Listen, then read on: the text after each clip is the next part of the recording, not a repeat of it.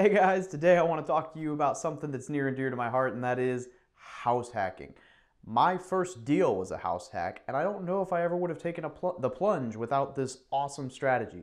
So, if this is your first time to the channel, guys, welcome. My name is Dave. This is From Military to Millionaire, where we talk about my journey and your journey to millions.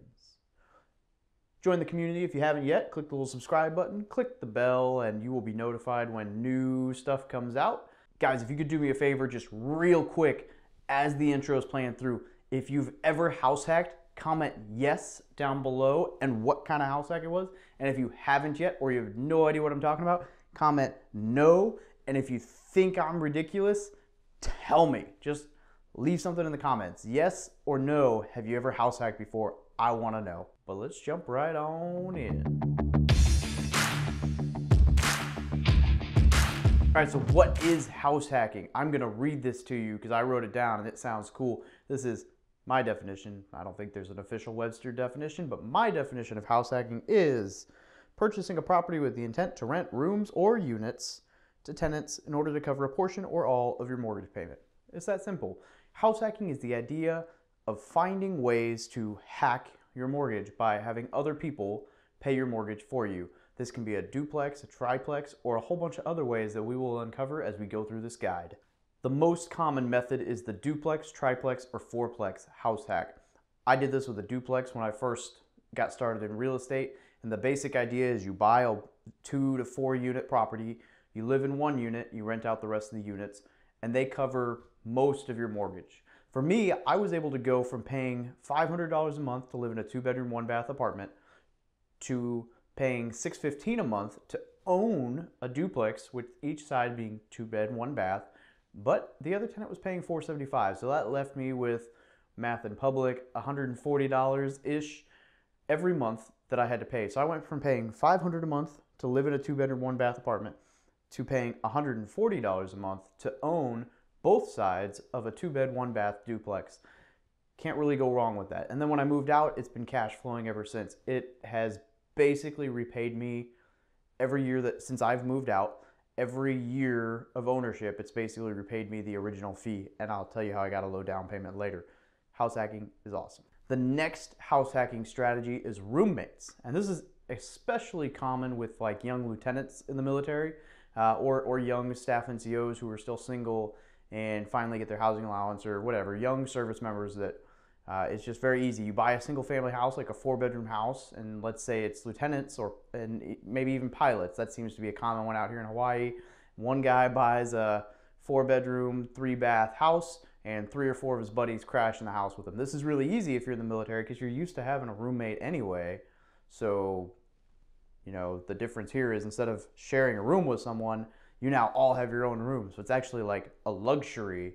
But you charge them a couple $100, maybe $1,000, you know, depending on what the market's like. And then theoretically, they pay your mortgage and you get to live and enjoy yourself. And realistically, the nice thing is with the housing allowance is everybody wins this situation. Everybody's getting to take home more of their pay, and they probably prefer living with you than some random schmuck they met on Craigslist. The next strategy is Airbnb. Now this could be used in like a duplex, a triplex, or a fourplex where you're renting out the other units with Airbnb. Or it could be done as the roommate hack, but instead of roommates, you have an Airbnb, which is kind of nice because you can do the changeover and cleaning everything out on your own, which is the part that people don't like about Airbnbs. Airbnbs can be very profitable. There's just a little bit more work involved, so it's definitely not like truly passive, although you can have a manager for it. The nice thing with this is that if you want a weekend of peace and quiet, you can just block it off the calendar and the Airbnb won't get rented.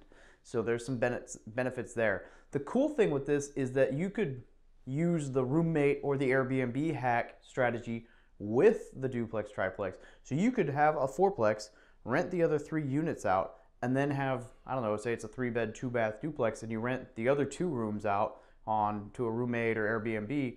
And now you're not only renting the other 3 units, you're renting out your little rooms, and you could be cash flowing like a king to own a fourplex. Another one that I've heard is people living in the smaller unit in their house. So this seems to be somewhat common. People will like build a little studio apartment in their garage and then rent the rest of their house out to a family.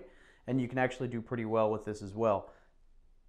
Seems like a lot of work, but I know some people who've been very successful doing it. Right, the additional dwelling unit, which is an ADU or a in-law suite, it's very common in places like Hawaii where there's just not a lot of land, but it's basically like a little detached cottage that's on the same lot. So rather than trying to build two houses because it's so expensive, they'll build a little in-law suite and their family will live in it. But if you buy one of these places, you could live in the in-law suite and rent the rest of the place. You could live in the main place and rent the in-law suite. There's just a lot of opportunities. And the nice thing is ADUs or in-law suites are really not that expensive. So you just kind of have to run the cost analysis of building one and how long it'll take to pay off. But generally speaking, they, at least in the Hawaiian market, they seem to be very worthwhile. The next hack is the motorhome hack. And there's a couple ways you could do this. One, you could live in a motorhome on your property and rent the rest of the house. Two, you could, if you have a nice concrete slab, you could rent the concrete slab out to somebody who owns a motorhome and you could stay in the house, and that's just a little bit of extra income. Three, you could own a motorhome and let someone live in it.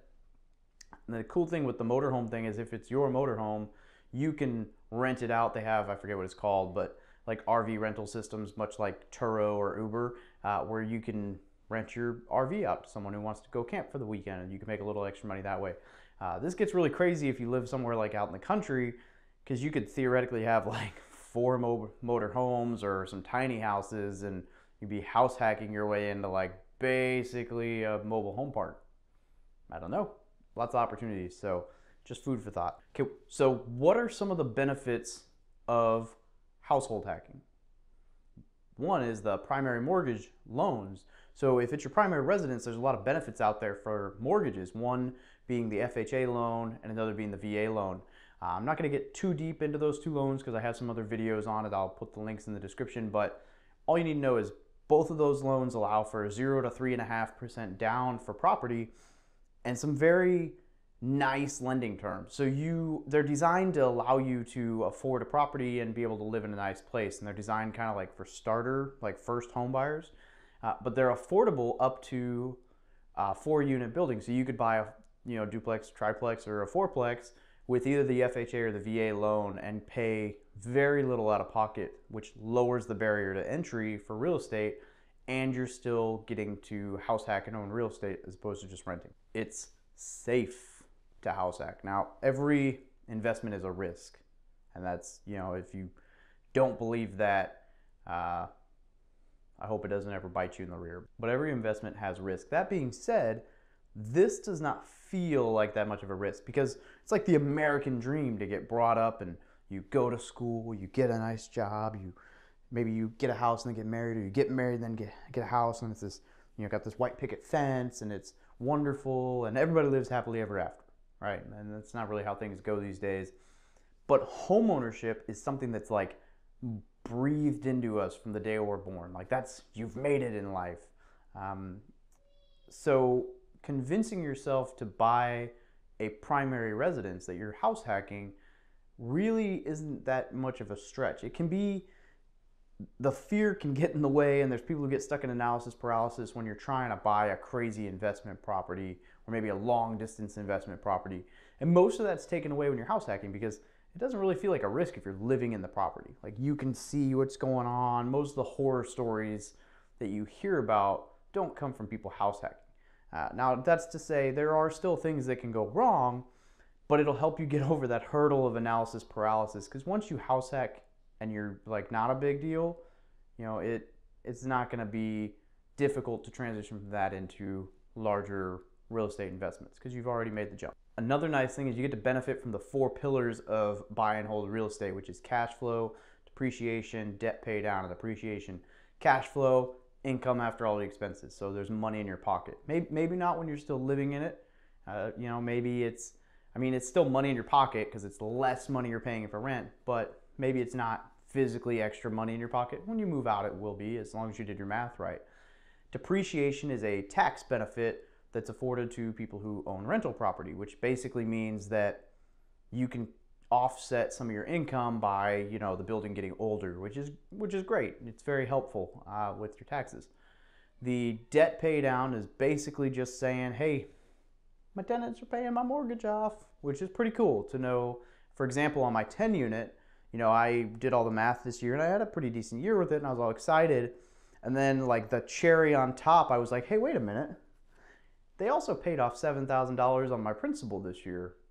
I totally forgot about that. So it's an extra $7,000 I made this year that I didn't even think about because it's just them paying down my debt. And then finally, the appreciation. Now, I would not ever really tell you to invest for appreciation. Now, there are ways that works. Like, for example, in 2008, if you were a real estate investor and you saw the market crash in places like San Diego and San Francisco, you probably knew it was going to turn back around, and you knew that there was an appreciation play because you knew what the properties were once worth. But in a market like now, where it's very high, I wouldn't play the appreciation game. I think that's gambling. So if you invest for cash flow, depreciation, and debt pay down, and all of that makes sense, then appreciation is just a bonus because you're kind of covered if the market goes down, if it's cash flowing. So you can weather a little bit of a storm there. So the appreciation, I like to think of that as a bonus, not a real like the reason to get into the investment. I want to be open here. So there are downsides to house hacking. Now, I don't think there's a whole lot, and most of them are not tangible downsides. They're like emotional downsides. So for example, one of them is you live next to your tenants. You know, that's something a lot of people need to discuss with their families. I know for me, having the four of us, it may not be ideal to go share a wall with a rowdy tenant in a little 2-bedroom apartment or 2-bedroom duplex. But at the end of the day, the financial advantages it's giving me, I think, outweigh a little bit of discomfort here and there. Now, granted, I lived in a hot sandbox in Afghanistan for a while, so none of it sounds that bad to me, but have that conversation with your family. You need to understand the long-term effect. The tenants may know that you own the building. To me, this is a big no-no. Even if I'm living in a fourplex, I don't foresee myself ever self-managing it because I don't want anyone to know that I own the building. I want to have a property manager, and I want to just have total plausible deniability where I can be like, when the tenant next door is bitching about how the property manager, he was late with rent and the property manager was so rude and didn't listen to his sob story about why he was late and still made him pay, I can like kick the can down the curb and be like, yeah, man, that really sucks. Rather than him knowing I'm behind it and now he thinks I'm a jerk when, hey, it's just business. So I like to kind of keep people out of the loop that I own the building. All right, the location may not be perfect. Most ideal investment properties are in B or C class neighborhoods, so it's not going to be in some really fancy gated community and you're like fourplexes on this shining hill in the background, just like, no, that's just not the case. So it doesn't mean it's going to be a bad location, but just know that, which rolls into my next point, it's not going to be your dream home, right? Like, the point of this is to set yourself up for success financially. It's not to live like a king.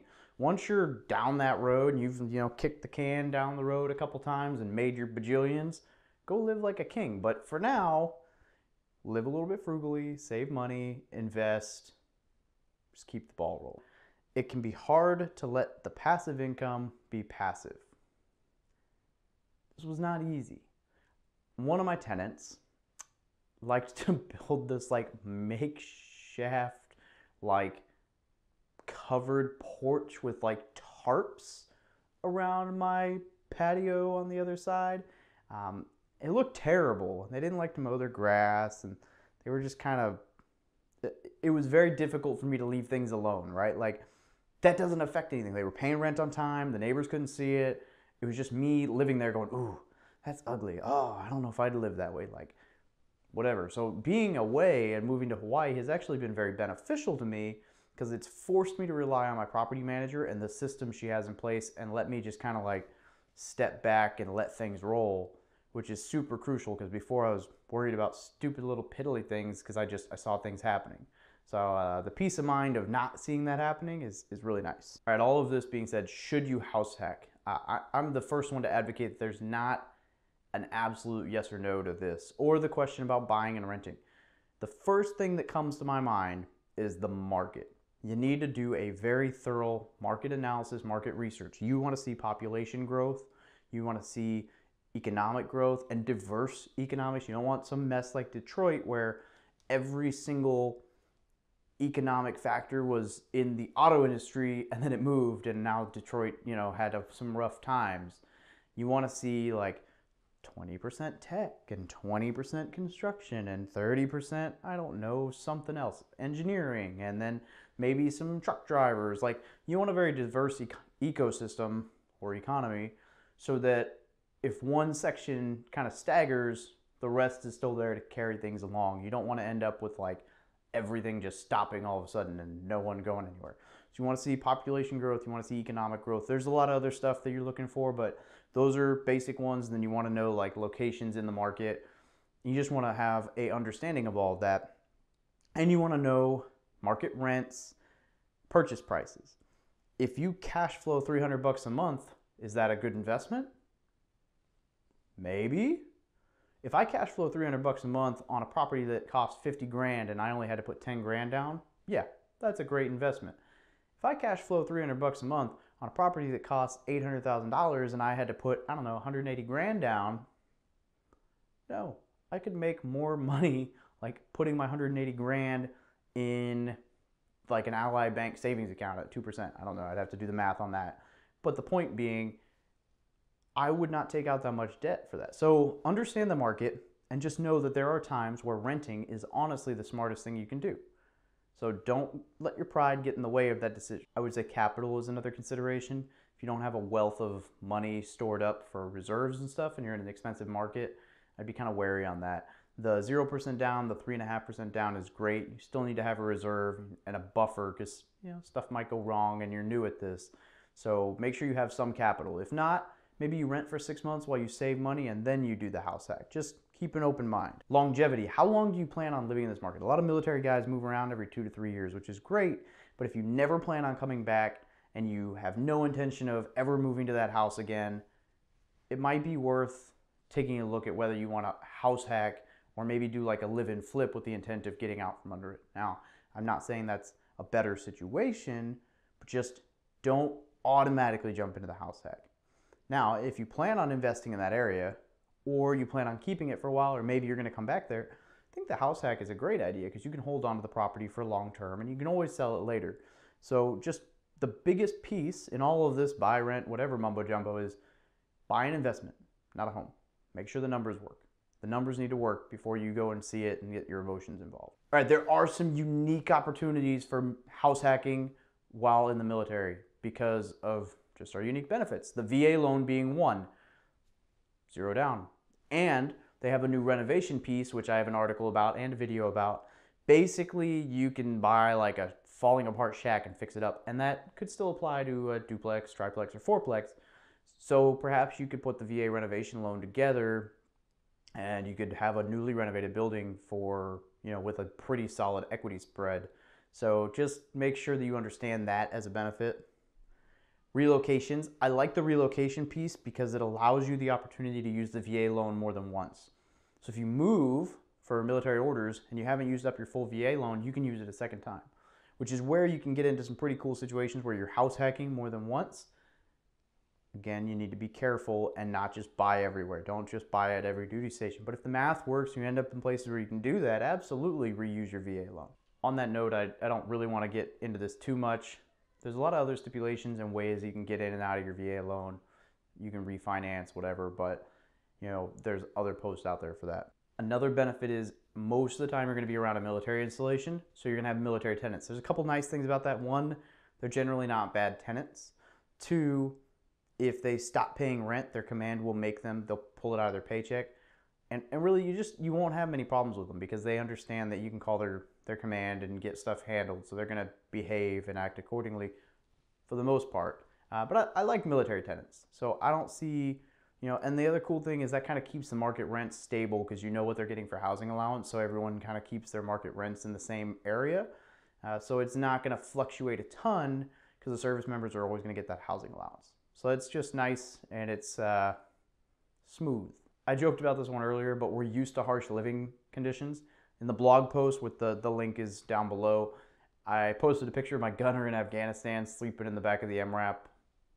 I have some other photos, but that one just seemed kind of comical and fitting. But the point is, we can kind of sleep anywhere, and we've lived with roommates, and we've lived in tents with 30, 40 people. House hacking, I mean, it could be a luxury. So I think that's a bonus. Okay, how do you analyze a house hack? Now I could go on and on and on and on for this, but I have an entire playlist about analyzing real estate deals. Go check that out. Also, if you read the article, I have some more information. But the bottom line is you need to take the income, which is your gross monthly rent and maybe laundry or whatever, all of your income, maybe a pet deposit, whatever, and then just subtract every expense. Your mortgage, so your PITI, which is your principal, interest, taxes, insurance, your repairs, your maintenance, budget for vacancy, give yourself a budget for CapEx, which is like budgeting for roof or washer dryer or hot water heater, those long-term items. And there's some information in there. And then just plug all that into the Bigger Pockets calculator, which is awesome. There's other calculators out there. I'm just a fan of this one. Again, there's a link I'll put a link in the description. Bottom line is, if the income is more than the expenses, it's cash flowing, so that's a good place to start. Now, again, remember to factor in repairs and budget and maintenance and all that stuff. Don't just count out the mortgage and say it's cash flowing, because that will get you in trouble. And finally, the cool thing about house hacking like this is it'll get your mind into where you're looking at different ways to hack life. So maybe you're trying to get in shape and you're trying to save money, so why don't you ride a bicycle to work instead of driving a car? If you're going out of town for a week or a month, maybe you rent your car out on Turo and make a couple extra bucks here and there.